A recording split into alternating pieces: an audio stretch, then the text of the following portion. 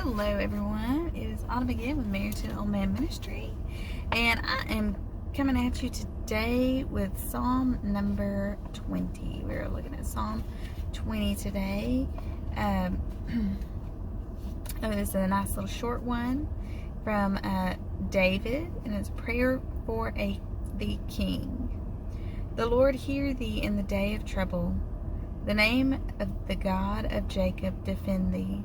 Send thee help from the sanctuary, and strengthen thee out of Zion. Remember all thy offerings, and accept thy burnt sacrifice. Selah. Grant thee according to thine own heart, and fulfill all thy counsel. We will rejoice in thy salvation, and in the name of our God we will set up our banners. The Lord fulfill all thy petitions. Now know I that the Lord saveth his anointed.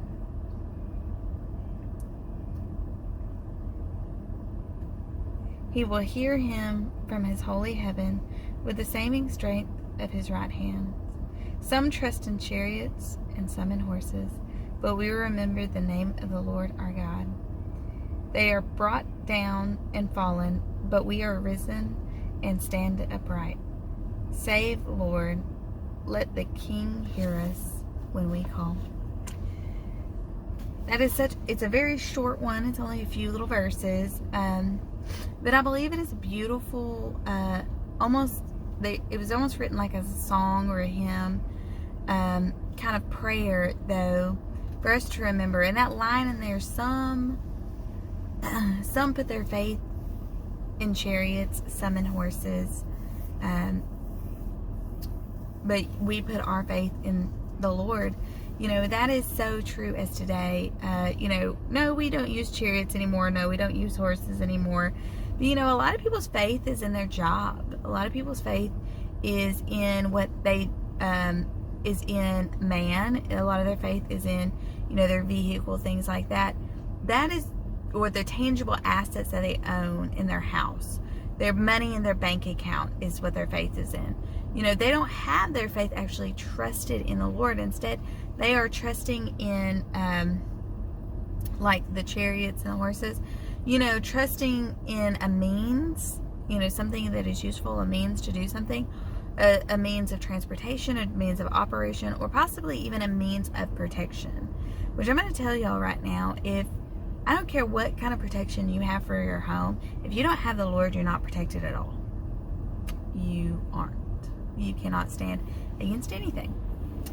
And if you do not have the Lord at all in your life, really none of that stuff is guaranteed. None of that stuff is promised to you at all.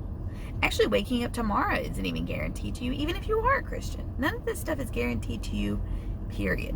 And putting your faith and trust in any of it really, is meaninless. It's utterly meaningless. Because it can be here today and gone tomorrow. Look at the story of Job. How he was the absolute wealthiest man in the world at that time. Supposedly, possibly even wealthier than Solomon, King Solomon, who was wealthier than anyone today. King Solomon was. And how he lost everything. He lost his children. He lost his livelihood. He lost it all in a matter of, moments, pretty much. He had lost everything. He even lost his health too. And yet he did not lose the Lord. He did not lose the Lord. And he understood that he still had God. He still had God to call on. He still had God to pray to. He still had, the Lord with him that entire time, even though he was going through all those struggles. And then what happened? It was all restored back to him. It was all restored back to him. And so I'm here to tell y'all today, when you have your faith in things like chariots and in horses, it can be gone tomorrow. You are not guaranteed to have your job. Your boss may come in tomorrow and fire you. You are not guaranteed to have anything in your bank account. The way the banks are going today, they can tell you that they own what's in their bank accounts, not you. So you don't get to have it anymore. And if the government has their say, that's what's going to happen anyways.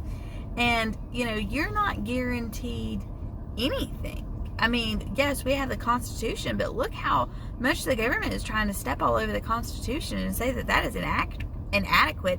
And that, I'm sorry, but when they start saying that one amendment is not guaranteed, or one amendment was written, with false pretense, or they didn't understand things back then, or it was only written for a certain way. Okay, when they start questioning those kinds of things and say that what the Constitution was written wasn't true, well, then you're not guaranteed a single one of those amendments that is in the Constitution and in the Bill of Rights. Okay? So, just so you know that. And that is what you call tyranny. But that's also like people trying to say that certain things in the Bible aren't true, or certain things in the Bible were just for that time only. Oh, it was only for that time. It was only for that time. No. All scripture is God-breathed. It has the Holy Spirit in it. That is why those men wrote what they wrote. Okay? And so, honestly, the only things that we can truly have our trust in this day and age is the Bible, which, if you do not own a Bible, please go and get one before you can no longer get one. And in the Lord, and in Jesus. Jesus Christ, that's all two things. There you go. That's all you can put your trust in, because everything else is literally just vanities and could be here today and gone tomorrow. Literally. So you really should not have your trust and faith in any of that. We need to have our trust and faith in the one, the Most High, who is our King. Okay? That's who we need to have our faith and trust in, is Jesus. And Him alone. Him alone. And be looking towards Him. Be looking for Him to return. And